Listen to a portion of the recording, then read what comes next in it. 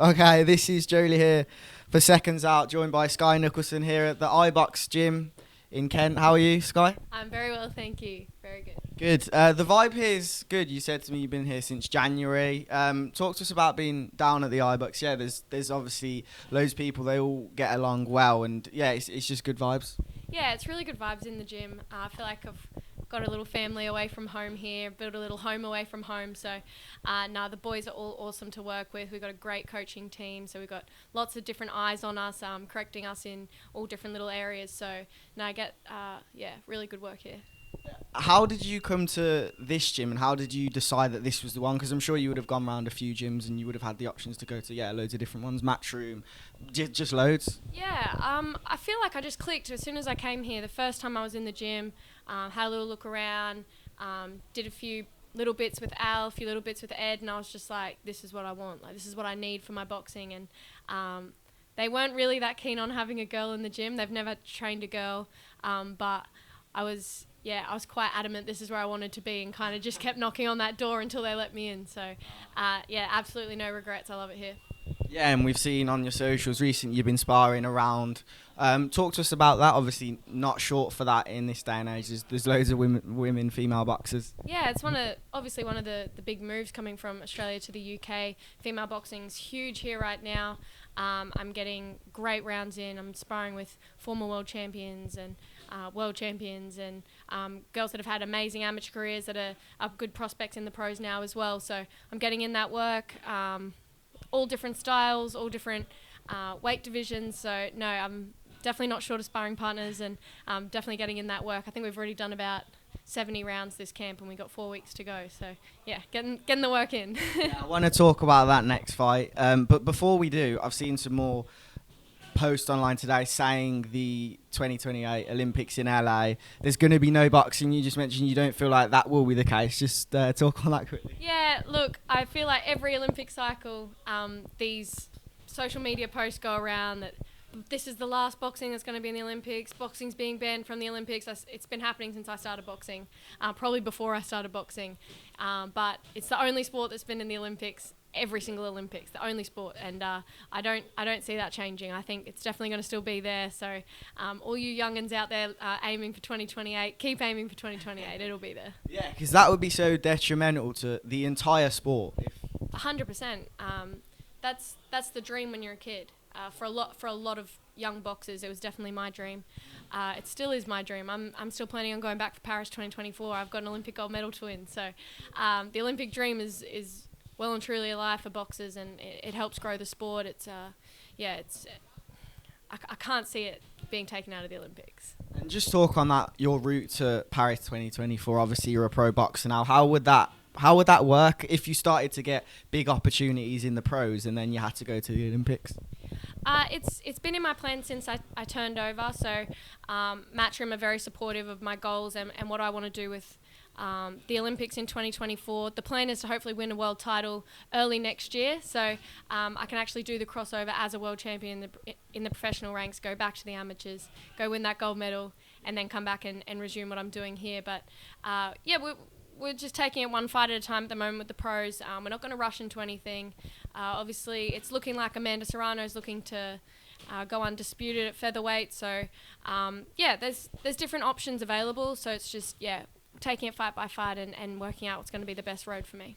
Amanda Serrano, what do you make of that fight? I love that fight. I absolutely love that fight. I want to have that fight at the right time. I want to be well prepared for it. I want to obviously fight another few southpaws as a professional, things like that. But that's definitely a fight I would love to have. Talking of the Olympics thing, that would be mad to go into it as a world champion. Do you feel as if you could early 2023 be fighting for a world title? Is that the conversation you've been having with Eddie? Yeah, that's been the plan. Again, it depends where we want to go weight-wise. It depends which sanctioning body we want to go with. There's lots of different options. So, like I said, these next couple of fights that I'm going to have are going to be detrimental in deciding kind of the pace we go at, the styles of opponents, and just making sure we take it one fight at a time. And the next fight, talks about that, as you say, 4 weeks out. I'm so excited for this fight. It's my first professional fight on home soil back home in Australia, so very excited for the Australian fans, very excited that Matchroom's coming to Australia. It's been big plans for them and something that we talked about on me signing with Matchroom as well, so I'm very excited to be bringing big shows home to Australia. It's my first title fight. I'm fighting in my hometown in Brisbane. I won the Commonwealth gold medal there 4 years ago.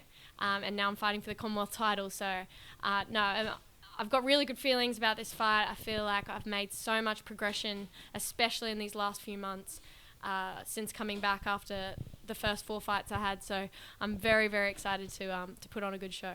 Yeah, you're obviously a part-time boxer and part-time commentator these days as well. You've been on the broadcast at DAZN a few times, haven't you?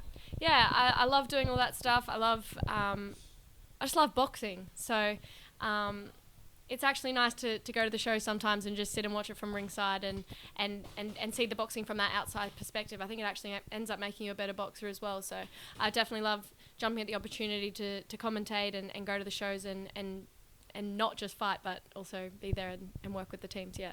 Yeah, obviously this weekend it's on Skye, so I assume you're not commentating, but you'll be there, Savannah Marshall, Clarissa Shields. Yeah, it's a big fight. It's nearly sold out the O2. It's going to be good. Yeah, it's great for women's boxing. Lots of good girls on the card. I'm obviously very excited for the co-main event and the main event. I'm friends with both girls in the co-main event, so I think it's going to be a great fight for women's boxing. The whole show is going to be great for women's boxing. So no, I'm very excited. I will be there watching, and I'm not giving any predictions. So don't put me in the spotlight for that, please. Okay, I'll ask you for one prediction. If you and Alicia had a handshake, I don't know if you saw who would win the handshake? She was aggressive. She was aggressive. You know what? I hung out with Alicia a couple of months ago in Vegas, and she looks really big and bulky when I've seen her, like. But when I was actually standing next to her, I actually felt like a big monster compared to her. I felt big. Like, she's not actually as big as she kind of looks when she's boxing and stuff. It's quite deceiving. But, no, she did. She had a good, strong handshake on her. It didn't seem to bother Michaela, though. So, no, I'm very excited for that fight. There's a bit of bad blood there. I hope the girls are good after the fight. And it's all just that hype for the fight. But, no, I'm very excited. I think there's going to be some really good fights on the weekend. Yeah, definitely. It's mad because everyone puts the first fight in the Olympics in the limelight and under a microscope. It's been on Skye's YouTube channel, but it's kind of I don't know. I don't feel like that actually means anything. They fought when Clarissa was 17. Yeah. The fight's ancient, and it was. I'm gonna say. Yeah, 10 years ago. I can't remember if it was 2-minute rounds then or 3-minute rounds, but it was amateur boxing. It's completely different. Both girls have gone on to have amazing boxing careers, amateur and professional. I think Savannah Marshall definitely has the power. She's proven that time and time again, but I don't know if that's going to be as prominent against someone like Clarissa Shields, who's very active, always moving, very smart, clinical boxer, but I think either way it's going to be a great fight. Okay, we'll end off with a bit of a gym banter thing. Obviously you've been in gyms in Australia and obviously here in the UK. What are the big differences with obviously here you have I guess just British banter, but over in Australia, what's the difference in the gyms, the vibe? It's very similar. Okay. It's British banter here and it's Aussie banter in Australia. Boxing gyms have good vibes worldwide. I feel like boxing is such an international sport. It's so, it's its own language. It's its own kind of community, and you can get those good vibes in those gyms literally in every country I've been to. So, no, good vibes here, good vibes in Oz.